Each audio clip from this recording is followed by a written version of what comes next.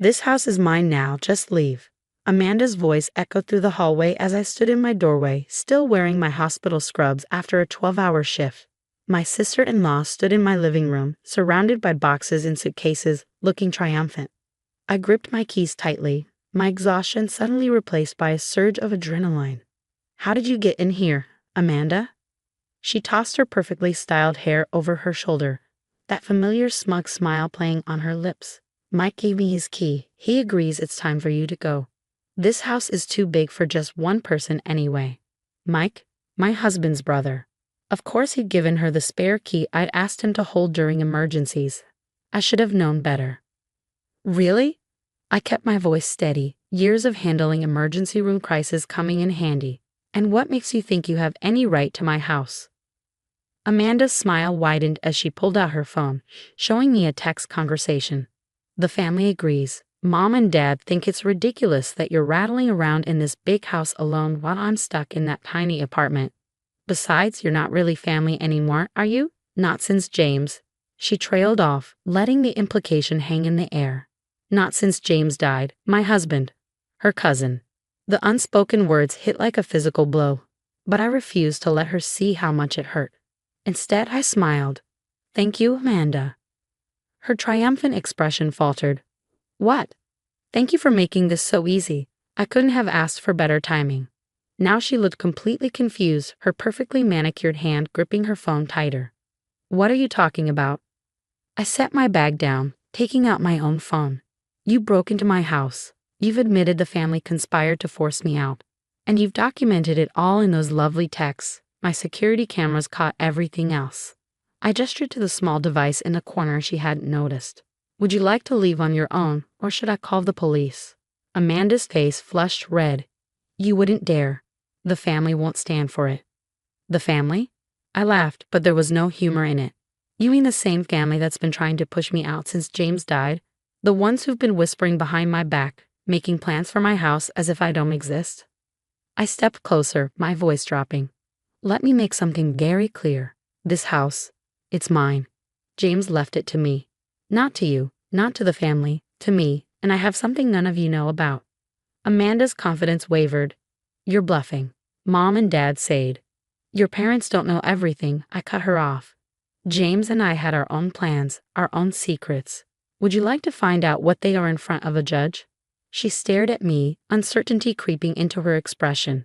For years, I'd been the quiet one, the outsider who married into their precious family. They'd seen my silence as weakness, my grief as an opportunity. They had no idea what James and I had prepared for. "You have exactly 1 hour to get your things and leave," I said, checking my watch. "After that, I'm calling my lawyer. And trust me, Amanda, you don't want that." "You'll regret this," she spat, but her hands shook as she started gathering her belongings. "When Mom and Dad hear." "Oh, they'll hear about it," I assured her. "In fact, I'm counting on it. You've just made everything so much simpler." As Amanda rushed around, throwing her things back into boxes, I sat calmly on my couch, the one James and I had picked out together, and started typing out a message to my lawyer. The security footage was already backed up, Amanda's attempted takeover documented in perfect detail. James had always said his family would show their true colors eventually. "They're vultures," he told me during one of our late-night talks. "The minute they sense weakness, they'll swoop in." That's why we'd made arrangements, set up protections that none of them knew about. I watched Amanda struggle with her boxes, her perfect hair now disheveled, her confidence shattered. Part of me felt a twinge of satisfaction, but mostly I felt tired. Tired of their schemes, tired of defending what was rightfully mine. "Time's almost up," I called out as she made another trip to her car. She shot me a venomous look but moved faster. My phone buzzed. A text from Mike. "Amanda says you're threatening her. This isn't what James would have wanted." I didn't bother responding. They played the James card for the last time. Tomorrow they'd learn exactly what James had wanted, what he planned for, and none of them were going to like it. As Amanda finally loaded the last box, she turned to me, her mascara slightly smeared. "You have no idea what you're starting."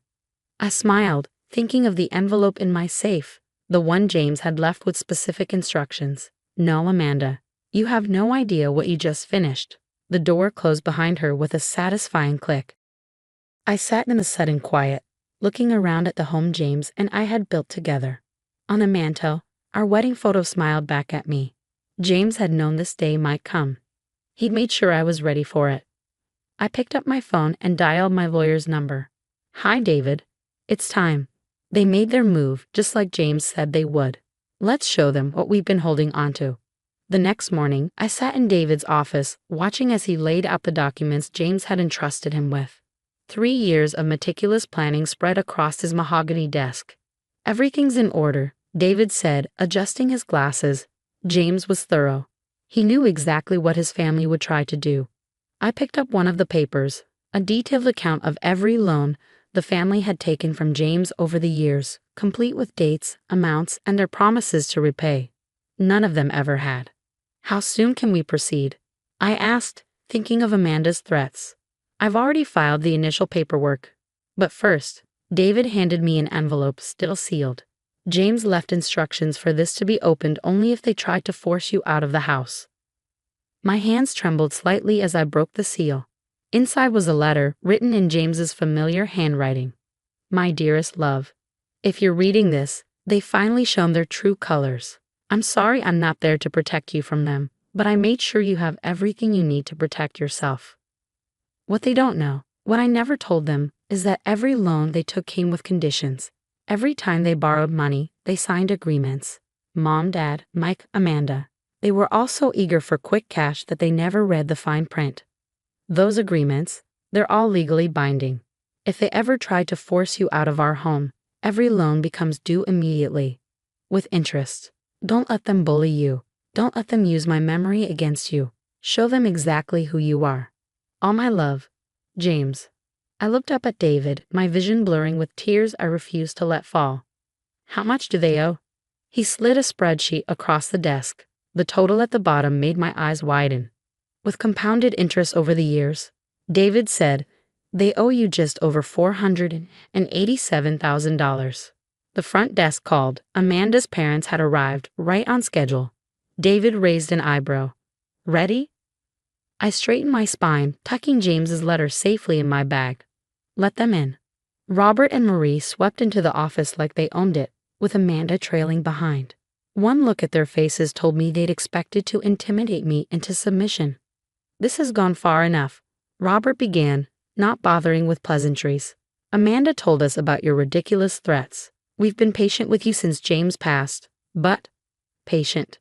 I interrupted, my voice cold. "Is that what you call trying to steal my house?" Marie stepped forward, her expensive perfume filling the air. "That house belongs in the family. James would have." "Would have what?" I pushed the documentation toward them. "Would have wanted you to repay the money you borrowed from him." The color drained from Robert's face as he looked at the papers. "These are private family matters." "They're legal matters," David corrected. "And according to these signed agreements, the full amount is now due." Amanda snatched one of the documents, her eyes scanning frantically. "This isn't possible. James would never." "James did," I said quietly. "He kept track of everything. Every time you needed money for a new car, Robert. Every time Marie wanted to remodel. Amanda's failed business venture. Mike's gambling debts. James helped you all, and you never paid back a cent." "We're family," Marie protested weakly. "Family?" I stood up, James's letter giving me strength. Family doesn't try to steal from each other. Family doesn't use someone's death as an opportunity to take what isn't theirs. David cleared his throat. "You have 2 options. You can pay the full amount within 30 days, or we can take this to court. Given the documented break-in attempt yesterday, I don't think you want this in front of a judge." Robert's face had turned an alarming shade of red. "This is extortion." "No," I said calmly. "This is consequences. You tried to take my home. Now I'm taking back what you owe me, what you owe James." Amanda slumped in her chair, the reality of the situation finally hitting her. "We don't have that kind of money." "Then I suggest you start selling things," I replied. "Maybe start with that beach house you bought with James's money, Robert. Or your precious art collection, Marie." They left David's office in shocked silence, the weight of their actions finally catching up to them. As the door closed behind them, I let out a breath I felt like I'd been holding for years. "James would be proud," David said quietly. He knew they'd try something like this eventually. That's why he kept such detailed records. James would be proud, David said quietly. He knew they'd try something like this eventually. That's why he kept such detailed records. I nodded, touching a letter in my bag. James had known his family better than they'd known themselves. He'd seen through their facade of affection to the greed beneath. What happens now? I asked. David smiled. Now, we wait. But trust me, they'll pay. They have too much to lose if this goes public. Walking out of his office, I felt lighter than I had in months. James had given me one final gift, the means to stand up to his family and the strength to use it. 1 month later, I stood in my kitchen, sipping coffee and watching a morning sun stream through the windows James and I had picked out together. The house felt different now, not empty, but peaceful. The weight of his family's expectations and schemes had lifted, replaced by a quiet strength I'd found in standing my ground. My phone buzzed with a text from David. All payments received. The transfers are complete. I smiled, remembering the series of events that had unfolded over the past month. Robert and Marie had sold their beach house. Amanda had surrendered her luxury car, and Mike had been forced to liquidate his investment portfolio. They'd scraped together every penny they owed, knowing the alternative would be public exposure of their actions. The doorbell rang. Through the peephole, I saw Marie standing alone on my porch, looking smaller somehow without her usual air of superiority. After a moment's hesitation, I opened the door. "Can I come in?" she asked, her voice lacking its usual command. I stepped aside, letting her enter the home she tried to take from me. She perched awkwardly on the edge of the sofa, clutching her designer handbag like a shield. "James knew, didn't he?" she finally said. "He knew we'd try something like this." "Yes," I replied simply. "He knew exactly who you were." Marie's eyes filled with tears, real ones this time, not the manipulative displays I'd seen before. "We lost everything, not just the money, but our reputation. Nobody in our social circle will look at us the same way again." "You lost what you never really owned," I corrected her. "Everything you had was built on James's generosity you abused."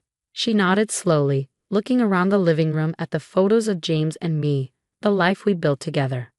"I didn't understand until now. Why he chose you, why he trusted you more than us. You were never after his money or status. You just loved him." "I still do," I said quietly. Marie stood, smoothing her now wrinkled skirt. "Amanda's moving out of state. She can't face anyone here anymore. Robert, he's not speaking to anyone. Our family is broken." "Your family broke itself," I replied. "James gave you every chance to do the right thing. You chose greed instead." She walked to the door, then paused. "For what it's worth, I'm sorry. Not just for what we tried to do, but for how we treated you after James died. We were wrong." After she left, I went to my bedroom and opened the small box where I kept James's most personal letters. At the bottom was a photo of us on our wedding day, his family arranged around us, all smiles and false warmth. He'd known even then what lay beneath those smiles. "They'll never understand real love," he told me once. "They only understand possession." My phone buzzed again. A message from my best friend Lucy. "Dinner tonight? Time to celebrate your victory." I smiled, typing back a quick yes. James's family had tried to isolate me, to push me out of the life he and I had built. Instead, they'd only proved why he'd worked so hard to protect me from them. Later that evening, sitting in my garden with Lucy, sharing wine and stories, I felt truly at peace for the first time since James's death. To James, Lucy raised her glass. "The man who loved you enough to make sure you'd always be protected." To James, I echoed, looking up at the stars we used to watch together. "And to standing your ground." The house around us was more than just walls and windows now. It was a testament to love that extended beyond death, to the strength that comes from knowing your own worth. James's family had tried to take it all away, but in doing so, they'd only made me stronger. I kept my home, my dignity, and most importantly, the truth of James's love. In the end, that was worth more than all the money they'd been forced to repay. Tomorrow would bring new challenges, but I was ready for them. James had given me the tools I needed, but the strength to use them, that had been inside me all along.